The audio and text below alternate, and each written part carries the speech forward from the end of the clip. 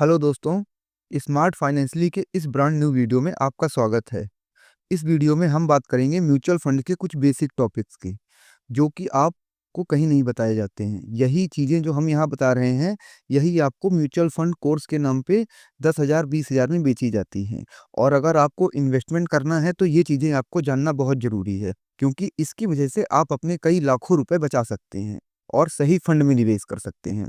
देखिए दोस्तों, mutual fund में हमने पहले भी बातें कर चुके हैं कि म्यूचुअल फंड के कितने प्रकार होते हैं और कहाँ से म्यूचुअल फंड स्टार्ट हुआ, तो आप हमारे पहले के वीडियो में विजिट कर सकते हैं। हमने ऑलरेडी कई सारे वीडियो बनाए हैं top 10 mutual fund long term के लिए 2025 में best out performing mutual fund, तो आप हमारी प्लेलिस्ट विजिट कर सकते हैं। आज हम यहाँ पे थोड़ी म्यूचुअल फंड्स के और बेसिक उसकी बात करेंगे और आपको पता चलेगा कि ये भी चीज़ें जो आपको समझ में नहीं आती है तो ईजी तरीके से बात करेंगे। तो आप हमारे साथ बने रहिए, लास्ट तक आप पूरा वीडियो ज़रूर देखिएगा। तो दोस्तों, पहला है म्यूचुअल फंड प्लान यहाँ पे। तो म्यूचुअल फंड कितने प्रकार के प्लान आते हैं? तो मेनली 2 प्रकार के आते हैं, डायरेक्ट प्लान और रेगुलर प्लान। अब डायरेक्ट प्लान क्या होता है? इसको डीपी बोलते हैं, इसको आरपी। इसमें क्या होता है कि आप जो म्यूचुअल फंड होता है ना, म्यूचुअल फंड हाउस जो कि एक एएमसी कहलाती है। एएमसी क्या होती है हमने पहले वीडियो में बता दिया है, तो आप वहाँ विजिट कर सकते हैं। एएमसी एसेट मैनेजमेंट कंपनी, जो कि म्यूचुअल फंड लाती है भारत में, सेबी इनको रेगुलेट करती है और लाइसेंस देती है। कुछ ही कंपनियाँ ला सकती हैं। तो ये एएमसी से आप डायरेक्ट खरीदते हैं। इसमें क्या होता है कि अब आपको रेगुलर प्लान के मुकाबले इसमें लो एक्सपेंस रेशियो, लो डिस्ट्रीब्यूशन कमीशन एक्सपेंस है। दोस्तों, ये सब टर्म्स क्या हैं हमने पहले बता दिया, फिर बता देते हैं। लो एक्सपेंस रेशियो वो है जो फंड मैनेजर को या एएमसी को फीस दी जाती है आपका फंड मैनेज करने के लिए। अब डिस्ट्रीब्यूशन कमीशन एक्सपेंस क्या है कि जो फंड निकाले जाते हैं उसके कमीशन चार्जेस रहते हैं, इसमें कम रहते हैं। क्यों? किससे? रेगुलर प्लान ये है कि इसमें आप एडवाइजर, ब्रोकर, डिस्ट्रीब्यूटर के थ्रू प्लान खरीदते हैं। कई सारे म्यूचुअल फंड डिस्ट्रीब्यूटर होते हैं, तो ये रेगुलर प्लान होते हैं।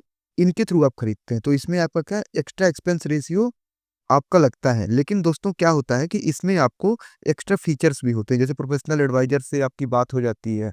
जैसे आपको नहीं पता है, अब सब तो स्मार्ट फाइनेंशियली चैनल पे नहीं जुड़े होते ना कि उनको हर एक चीज़ बेसिक बता दी जाए। आपको नहीं पता है, तो उसमें आपको प्रोफेशनल एडवाइजर मिल जाता है। लेकिन आप तो यहाँ के सब्सक्राइबर हैं, आप यहाँ पे देख रहे हैं, तो आपको इसकी ज़रूरत नहीं है, तो आप अपना एक्स्ट्रा पैसा बचा सकते हैं। इसमें कई सारा पैसा इनमें चला जाता है, उनका कमीशन चार्जेस रहता है, एक्सपेंस रेशियो ज़्यादा रहता है। तो आई होप आपको ये 2 प्लान समझ में आ गए होंगे। कौन-सा प्लान बेस्ट होता है? Direct plan. हमेशा डायरेक्ट प्लान लेना चाहिए। अब आगे बढ़ते हैं। तो इसकी कुछ टर्म्स और मीनिंग है। एक्सपेंस रेशियो, ऊपर भी बात आई थी, ईआर इसको बोलते हैं। ये क्या होता है? फंड मैनेजर टू मतलब एएमसी की फीस होती है, एक तरीके से। इसमें क्या-क्या फंड मैनेजर की फीस आती है, डिस्ट्रीब्यूशन कमीशन और रजिस्ट्रेशन फीस आती है। आप जो भी अमाउंट इन्वेस्ट करते हैं, उसका छोटा-सा पार्ट, ये भी जो भी एक्सपेंस रेशियो रहता है, उसमें आप जब भी या तो म्यूचुअल फंड डिस्ट्रीब्यूटर के थ्रू पूछिएगा या फिर खुद ही कर रहे हैं, तो उसमें देखिएगा ज़रूर, एक्सपेंस रेशियो जनरली 1% से कम रहना चाहिए, पॉइंट में कुछ रहना चाहिए। तो ये एक्सपेंस रेशियो है। उन फंड में नहीं करना है जिनका एक्सपेंस रेशियो ज़्यादा होता है, ठीक है? अब एनएवी, एनएवी क्या होती है? एनएवी को आप समझ सकते हैं शेयर की तरह, जैसे किसी कंपनी के शेयर होते हैं ना, उस तरह म्यूचुअल फंड की एनएवी होती है। ये नेट एसेट वैल्यू होती है। एक वैल्यू जिस पर म्यूचुअल फंड यूनिट की बाइंग और सेलिंग होती है। जैसे कोई अगर म्यूचुअल फंड न्यू एनएफओ लाया, एनएफओ मतलब एनएफओ को आप समझिए आईपीओ की तरह, जैसे शेयर का आईपीओ आता है, उसी तरह म्यूचुअल फंड का एनएफओ आता है, new public offering, new fund offering sorry. तो ये ₹10 का रहता है और फिर लॉन्ग टर्म में ये बढ़ता रहता है। तो बढ़ेगा तो ये 20 का हो जाएगा। जैसे रिलायंस का मैंने पहले बताया था कि वो 10 का आया था, अभी 4000 का हो गया है, जिसको निप्पॉन हैंडल कर रहा है। तो ये इनकी एनएवी होती है। अब यहाँ पे देखिए, डायरेक्ट प्लान की एनएवी रेगुलर प्लान की एनएवी से ज़्यादा होती है। कारण उसमें लो एक्सपेंस रेशियो रहता है। उसके कारण आपका फंड भी उसमें थोड़ा ज़्यादा रिटर्न देता है। तो एनएवी आपको समझ में आ गई होगी। आगे बढ़ते हैं। Fund return. फंड रिटर्न क्या होता है? इसमें देखिए, फंड रिटर्न में डायरेक्ट प्लान में ज़्यादा फंड रिटर्न रहता है रेगुलर प्लान के मुकाबले। कारण वही लो एक्सपेंस रेशियो। ये देखिए, मैंने एनएफओ की बात कर ही दी है। न्यू फंड ऑफरिंग नॉर्मली ₹10 की एक यूनिट रहती है जब नया आता है। New fund open for new subscribers के लिए। अब ये क्या है? म्यूचुअल एएमसी की तरह लाया जाता है। कैसे? आईपीओ की जैसे लाया जाता है। इसका ऑब्जेक्टिव क्या होता है? फंड रेज करना या कैपिटल रेज करना। अब इसमें इन्वेस्टर को क्या चांस रहता है कि वो लो एनएवी पर या लो प्राइस पर खरीद के अपना इन्वेस्टमेंट कर सकते हैं, किसी को लमसम करना है तो। सेबी गाइडलाइंस इसमें क्या कहती हैं कि जो न्यू म्यूचुअल फंड है, मतलब आपके पास जो एएमसी है, अगर उन्होंने सेम स्कीम पे कोई पुराना फंड लाया है, तो वो नए नहीं ला सकते, इसका मेन ये मतलब है। तो दोस्तों आपको एनएफओ भी समझ में आ गया होगा। अब आगे बढ़ते हैं कि आप अगर नए नए इन्वेस्टर हैं तो म्यूचुअल फंड में स्टार्ट कैसे कर सकते हैं। तो सबसे पहले दोस्तों आपको अपनी कंप्लीट केवाईसी करनी पड़ेगी। इसके लिए आप बैंक फाइनेंशियल इंस्टीट्यूशन में जा सकते हैं। उसमें आप इंफॉर्मेशन क्या मांगी जाती है आपसे, आइडेंटिटी कार्ड आपका कोई भी, आधार हो गया, फिर फोटो और एड्रेस प्रूफ, और आपकी होम केवाईसी भी हो जाती है दोस्तों। अगर आप किसी म्यूचुअल फंड डिस्ट्रीब्यूटर के थ्रू करेंगे तो आपका घर में आके करा देगा, या आप किसी ब्रोकिंग ऐप्स के थ्रू करेंगे तो आपका आज ऑनलाइन भी हो जाता है, या तो आप बैंक भी जाके करा सकते हैं। ठीक है, ये होता है, ये मतलब केवाईसी करानी पड़ती है। अब इसमें देखिए मैंने बताया भी है कि किसी म्यूचुअल फंड या स्टॉक ब्रोकिंग सर्विसेज के ऐप के थ्रू भी आप डायरेक्ट डीमैट अकाउंट ओपन कर सकते हैं, वहां से भी इन्वेस्ट कर सकते हैं। सेबी गाइडलाइंस आई थी 2002 में, मतलब इस एक्ट के तहत आई थी कि सभी म्यूचुअल फंड हाउसेस को कस्टमर की केवाईसी करना है। केवाईसी का फुल फॉर्म होता है नो योर कस्टमर। क्या होता है कि कोई भी इन्वेस्टमेंट कर दिया, पहले इससे हवाला इन सब चीज़ों में पैसा ज़्यादा जाता था, तो इसलिए जरूरी है ये। फिर केवाईसी रजिस्ट्रेशन प्रोसेस क्या है दोस्तों, इसकी कोई फीस नहीं होती। अगर आपसे कोई फीस मांगता है तो फीस मत दीजिएगा। आप केवाईसी फॉर्म डाउनलोड कर सकते हैं किसी भी एएमसी वेबसाइट से, या तो ब्रोकर में जा सकते हैं, तो वो डायरेक्ट ही कर देंगे, आपका फॉर्म ऑटोमेटिकली फिलअप हो जाता है। फिर भी आपको करना है तो एएमसी वेबसाइट से फॉर्म, और इसको फिलअप करके केवाईसी वेरिफिकेशन एजेंसी सीडीएसएल से, उसमें इस के डाउनलोड, मतलब आपको अगर यहाँ से नहीं लेना है तो यहाँ से भी, ये पूरी वेबसाइट दी हुई है, यहाँ से केवाईसी एप्लीकेशन फॉर्म फिलअप कर सकते हैं। अपनी जो भी डॉक्यूमेंट है उसे सेल्फ अटेस्टेड करके ओरिजिनल डॉक्यूमेंट वेरिफिकेशन में मांगी जा सकती है, और डॉक्यूमेंट्स आईडी ये है आपकी, इतनी डॉक्यूमेंट्स लग जाएंगे, तो आप अपना केवाईसी कंप्लीट कर सकते हैं। और सबसे सही दोस्तों, आप खुद का ब्रोकिंग ऐप खोलिए, उसमें आपका डायरेक्टली हो जाएगा। अब आगे बढ़ते हैं अपन, म्यूचुअल फंड टैक्सेशन की बात करते हैं। अगर आप पैसे इन्वेस्ट करेंगे तो आपका जो गेन होगा, जैसे आपने जो इन्वेस्ट किया, प्रिंसिपल अमाउंट आपका जो है, प्रिंसिपल पे कोई टैक्स नहीं लगता। आपने 10 लाख कर दिया, 1 लाख कर दिया, 50 लाख कर दिया, इस पे कोई नहीं लगेगा। लेकिन जो आपको गेन होगा, मान लीजिए 10 लाख आपने इन्वेस्ट किया था, वो बढ़ के 50 लाख हो गया, तो जो 40 लाख रुपए है, इस पे आपको गेन लगता है। अब अगर 1 साल बाद आप निकालेंगे, तो 1 साल में क्या होता है कि आपको 12 पॉइंट, सॉरी, अब तो हो गया 20% कैपिटल गेन, 12.5% कैप, ये पड़ता है लॉन्ग टर्म गेन टैक्स। और यहाँ पे 20% अगर 1 साल के अंदर निकालते हैं तो शॉर्ट टर्म गेन टैक्स आपको देना पड़ता है। ठीक है, आप केस में क्या है, म्यूचुअल फंड टाइप और होल्डिंग पीरियड के हिसाब से, जैसे दो टाइप के होते हैं, डेब्ट फंड और इक्विटी फंड। डेब्ट फंड क्या होता है मैंने आपको बताया है, और इक्विटी फंड तो आपको पता ही होगा। अब डेब्ट फंड में क्या होता है कि अगर इसमें शॉर्ट टर्म गेन टैक्स लगता है 3 साल, अगर 3 साल के पहले आप निकालते हैं तो इसमें आपको शॉर्ट टर्म गेन टैक्स देना पड़ेगा। और डेब्ट, इसमें मोर देन 3 ईयर होता है एलटीजीटी। इसमें मतलब अगर 3 साल के बाद निकालते हैं आप, तो डेब्ट फंड में आपको मतलब लॉन्ग टर्म गेन टैक्स देना होता है। और इक्विटी में क्या है कि शॉर्ट टर्म गेन टैक्स 1 साल के अंदर होता है, और more long term gain tax 1 साल के बाद होता है। ये होता है ऑलमोस्ट 20%, सॉरी ये 12.5%। इसमें भी क्या होता है, आगे वो बताऊंगा। और इसमें 20%। ठीक है दोस्तों, तो ये होते हैं इन दोनों के अलग अलग। वो इक्विटी फंड का हो गया, इतना आपको देना पड़ेगा अगर आपने 1 साल में 1 लाख रुपए का गेन किया है, तो 1.25 लाख तो फ्री होता है। उसके ऊपर आपने जितना करेंगे, अभी आपको आगे बताते हैं।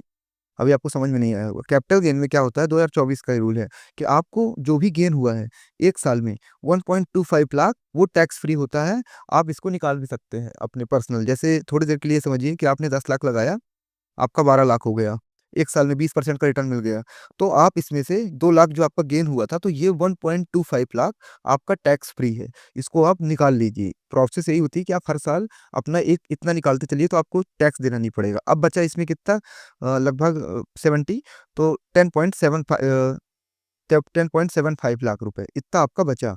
तो अब अगले साल इसमें जितना भी रिटर्न मिलेगा तो उसमें भी निकाल सकते हैं। तो इसमें आपको इतना टैक्स नहीं देना है, 1.25 लाख रुपए में।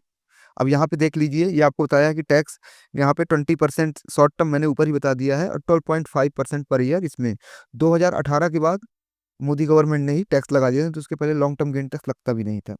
अब डेप्ट में क्या है, डेप्ट फंड में ये इन्वेस्टर जो शॉर्ट टर्म गेन टैक्स है, इसमें डेप्ट इक्विटी का तो ये बता दिया मैंने ऊपर। 20%, 12.5%। और शॉर्ट टर्म गेन टैक्स में ये इन्वेस्टर की इनकम स्लैब पर अकॉर्डिंग होता है। और long term gain gain tax क्या होता है इसमें? 20% पर ईयर। तो इसमें शॉर्ट टर्म कितना होता है? 3 साल के अंदर, और 3 साल के बाद। ये डब्ट में आपको समझ में आ गया होगा। अब थोड़ा अपन एसआईपी की बात कर लेते हैं। एसआईपी का फुल फॉर्म होता है सिस्टमेटिक इन्वेस्टमेंट प्लान। इसमें आप 500 रुपये, 100 रुपये से लेके एसआईपी स्टार्ट कर सकते हैं, और जितनी आपको करना है। इसमें आप स्टेप अप भी कर सकते हैं। आपकी समय के साथ सैलरी बढ़ गई तो आप अपनी, जैसे आपकी 1,000 की एसआईपी है, तो आप इसको 1500 की भी कर सकते हैं। आपकी मान लीजिए पैसा आपके पास नहीं है, तो आप अपनी एसआईपी स्टॉप भी कर सकते हैं। तो आपका जितना अमाउंट है वो इन्वेस्टेड रहता है, और आप उसे जब चाहें तो निकाल भी सकते हैं, नहीं तो वो उतना तो इन्वेस्टेड रहेगा ही, वो अपना ग्रो होता रहेगा। तो एसआईपी एक बेस्ट ऑप्शन है। सिस्टमेटिक इन्वेस्टमेंट प्लान, इसमें कैसे टैक्स लगता है आपको ये बता देता हूँ। और बाकी आपको एसआईपी के जादू, एसडब्ल्यूपी का जादू, ये सब देखना है तो आप हमारे पुराने वीडियो विजिट कर सकते हैं। हमारा उद्देश्य एक ही है, फाइनेंशियल फ्रीडम।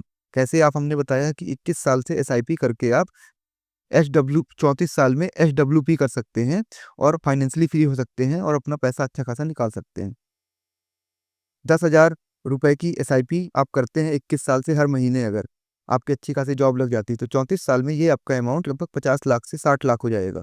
फिर इसको आप एसडब्ल्यूपी में डाल सकते हैं दोस्तों। एसडब्ल्यूपी में क्या होगा कि ये आपका अमाउंट 40,000 रुपये आप हर महीने निकाल सकते हैं, और आपका पैसा कभी खत्म भी नहीं होगा।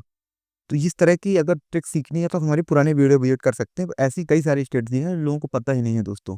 हमारा यही उद्देश्य है कि जो आपको पैसा लेके सिखाया जाता है, हम आपको फ्री में सिखा रहे हैं। तो अब दोस्तों टैक्स, इसमें एसआईपी में टैक्स की बात करते हैं, तो देखिए एवरी एसआईपी न्यू इन्वेस्टमेंट होती है, मतलब गवर्नमेंट के हिसाब से, मतलब, और हर एसआईपी पर अलग टैक्स लगता है। मतलब अब इसको थोड़ा समझ लीजिए कि जैसे आपने आज एक 1,000 की एसआईपी स्टार्ट की। अब एक एक साल तक हर महीने आपका जा रहा है, तो आपने हर एक किस्त दी हर महीने। अब आपका लॉन्ग टर्म गेन टैक्स इसमें लगेगा, पता है कब? जब ये पहली एसआईपी आपने दी थी, तो अगले साल फर्स्ट महीने में, जनवरी में आपने स्टार्ट की, तो अगली जनवरी 2025 में, तो जनवरी 2026 में सिर्फ इसमें 1,000 रुपये में आपका एलटीसीजी लगेगा, लॉन्ग टर्म गेन टैक्स। बाकी सब शॉर्ट टर्म गेन टैक्स है, क्योंकि ये तो इन्वेस्ट हुए ही इनको अभी 1 साल नहीं हुआ ना। अब जब फरवरी आएगी तो ये फरवरी वाले में लगेगा। तो हर एसआईपी की टैक्स अलग लगता है दोस्तों, ये आप अपने उसमें दिमाग में रखिएगा। तो ये चीज़ें हो गई, आपको टैक्स समझ में आ गया होगा। अब एसटीटी की बात कर लेते हैं। सिक्योरिटी ट्रांजेक्शन वो होता है, तो इसमें क्या होता है, selling at a equity fund, जब आप सेल करते हैं, सिक्योरिटी ट्रांजेक्शन टैक्स इसका नाम है। तो जब इसको आप सेल करते हैं बैलेंस्ड फंड और इक्विटी फंड में, तो आपका एक चार्ज लगता है टैक्स, एक तरीके का 0.01% है, बहुत कम होता है, और डेब्ट फंड में एप्लीकेबल नहीं होता है। अब दोस्तों आगे बढ़ते हैं। कुछ हिस्टोरिकल गुड म्यूचुअल फंड की बात, जैसे रिलायंस ग्रोथ फंड। ये 1995 में लॉन्च हुआ था 10 रुपये एनएवी से। ये फर्स्ट म्यूचुअल फंड है जिसकी एनएवी 1,000 रुपये पर की थी, और इसकी करंट एनएवी है 4,274 रुपये 2024 में। तो दोस्तों ये होता है, यहाँ पे मैंने बताया था, यहाँ पे एनफो आया इसका, और ये अभी इतना चल रहा है। तो इस तरह इसकी एनएवी, जैसे आईपी शेयर्स का, कंपनी के शेयर्स बढ़ते हैं, उस तरह इसकी एनएवी बढ़ती है। अब ये एक मिड कैप फंड था, इसका ऑब्जेक्टिव क्या था? इन्वेस्टर की इक्विटी और equity security capital long term growth, मतलब इन्वेस्टर का पैसा इक्विटी और इक्विटी सिक्योरिटीज में लगा के उनको लॉन्ग टर्म ग्रोथ देना। 2000 के बाद इसने अच्छी परफॉर्मेंस दी और म्यूचुअल फंड पर भरोसा इसने दिलाया। जैसे 2000 के बाद इसको मधुसूदन केला और सुनील सिंघानिया जैसे फंड मैनेजर ने मैनेज किया था। अब हिस्टोरिकल इवेंट देखिए, 2008 के क्राइसिस में जब अमेरिका का डाउ जोन्स 50% डाउन हुआ था, और बीएसई सेंसेक्स 60% डाउन हुआ था, तब रिलायंस ग्रोथ फंड की एनएवी 54% डाउन हुई थी, इनसे मतलब कम हुई थी। लेकिन 2009 में भी इसने कमबैक किया और 100% का रिटर्न दे दिया था।